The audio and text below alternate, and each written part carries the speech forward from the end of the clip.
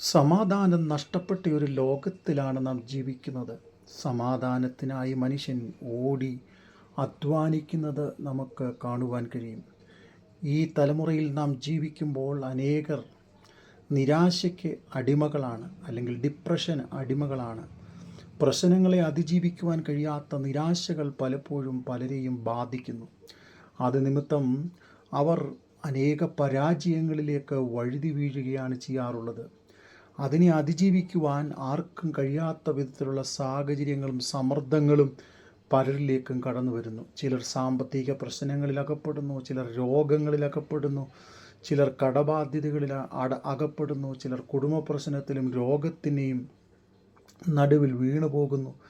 അങ്ങനെ അനേക തരത്തിലുള്ള പ്രശ്നങ്ങൾ ജീവിതത്തിൽ കടന്നു വരുമ്പോൾ ജയിക്കുവാൻ കഴിയാത്ത സാഹചര്യങ്ങൾ ജീവിതത്തിൽ എത്തപ്പെടുകയാണ്. ചില നാളുകൾക്ക് മുമ്പ് ഒരു വ്യക്തിയുമായി ഞാൻ സംസാരിക്കുമ്പോൾ അദ്ദേഹം എന്നോട് ഇങ്ങനെ പറയുവാനിടയായിത്തീർന്നു. സമാധാനത്തിനായി അനേക സമയങ്ങൾ ഞാൻ എൻ്റെ കൂട്ടുകാരോട് ചേർന്ന് മദ്യപിക്കുവാൻ ആരംഭിച്ചു. ഇന്നെനിക്ക് അത് മാറ്റിയിട്ടും മാറ്റുവാൻ കഴിയാത്ത ഒരു ശീലമായി എൻ്റെ ജീവിതത്തെ അത് പിന്തുടരുകയാണ്. മറ്റൊരു വ്യക്തി ഇപ്രകാരം പറയുന്നതായി ഞാൻ കേൾക്കുവാനിടയായിത്തീർന്നു. ഓരോ ദിവസവും ഉറങ്ങുവാൻ ഉറക്ക ഗുളിക കഴിക്കും, എന്നാൽ എനിക്ക് സമാധാനം കിട്ടുന്നില്ല, ഉറക്കം ലഭിക്കുന്നില്ല. അതെ, ദൈവവചനം ഇങ്ങനെ പറയുന്നു.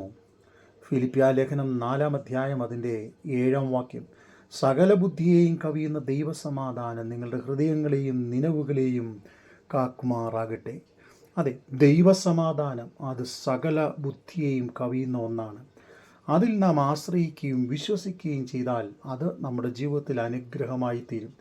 യെശയ്യാ പ്രവചനം 66-ാം അധ്യായം 12-ാം വാക്യം, നദി പോലെ സമാധാനം കവിഞ്ഞൊഴുകുന്ന തോടുപോലെ ജാതികളുടെ മഹത്വം നീട്ടിക്കൊടുക്കും. അതെ, നദി പോലെ സമാധാനം കവിഞ്ഞൊഴുകത്തക്കവണ്ണം ദൈവം നമ്മെ അനുഗ്രഹിക്കേണ്ടിയിരിക്കുന്നു.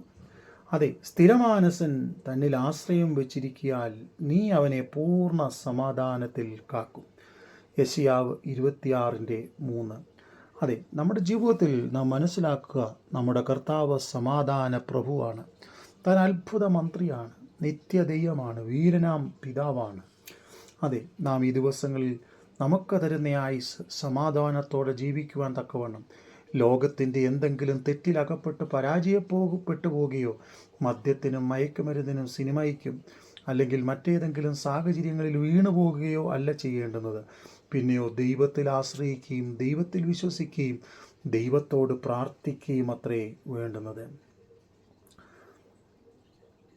യെശയ്യാ പ്രവചനം 48-ാം അധ്യായം അതിൻ്റെ 18-ാം വാക്യം പഠിക്കുമ്പോൾ, അയ്യോ നീ എൻ്റെ കൽപ്പനകളെ കേട്ടനുസരിച്ചെങ്കിൽ കൊള്ളായിരുന്നു. എന്നാൽ നിന്റെ സമാധാനം നദി പോലെയും നിന്റെ നീതി സമുദ്രം പോലെയും ആയിത്തീരും. അതെ, ദൈവിക കൽപ്പനകളെ കേട്ടനുസരിക്കുന്നവൻ്റെ സമാധാനം നദി പോലെ, സമുദ്രം പോലെ വിശാലമായ ഒന്നാണ്. ജീവിതത്തിൽ ദൈവം തരുന്ന ആയുസ് സമാധാനത്തോടെ ജീവിക്കാൻ ദൈവകൽപ്പന അനുസരിക്കാം, ദൈവവചനം നമ്മുടെ ജീവിതത്തിൽ പ്രമാണിക്കാം. ദൈവം നമ്മെ ഏവരെയും അനുഗ്രഹിക്കട്ടെ.